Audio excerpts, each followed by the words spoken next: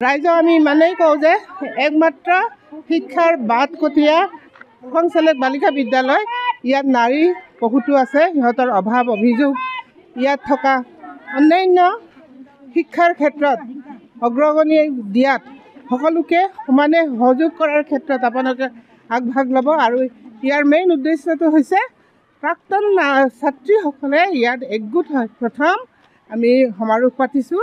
এই সমাৰোহৰ উদ্দেশ্যটো হ'ল নাৰীসকল জনা এৰিয়াত যেনেকৈ শিক্ষাৰ ক্ষেত্ৰত সকলো সমাজৰ লগতে সকলো ৰাইজৰ লগতে সমানে আগবাঢ়ি যাব পৰাকৈ আমাক আগবঢ়াই নিয়াৰ ক্ষেত্ৰত আপোনালোকে প্ৰচাৰ মাধ্যমটো আগবঢ়াই দিব বুলি আমি অনুৰোধ জনাইছোঁ।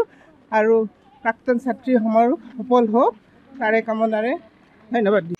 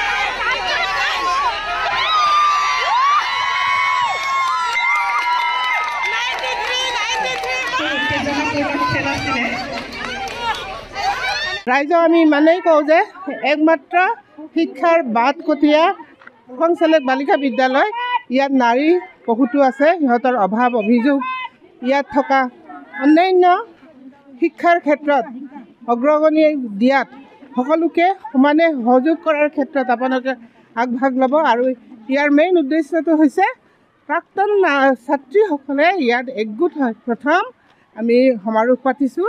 এই সমাৰোহৰ উদ্দেশ্যটো হ'ল নাৰীসকল জনা এৰিয়াত যেনেকৈ শিক্ষাৰ ক্ষেত্ৰত সকলো সমাজৰ লগতে সকলো ৰাইজৰ লগতে সমানে আগবাঢ়ি যাব পৰাকৈ আমাক আগবঢ়াই নিয়াৰ ক্ষেত্ৰত আপোনালোকে প্ৰচাৰ মাধ্যমটো আগবঢ়াই দিব বুলি আমি অনুৰোধ জনাইছোঁ।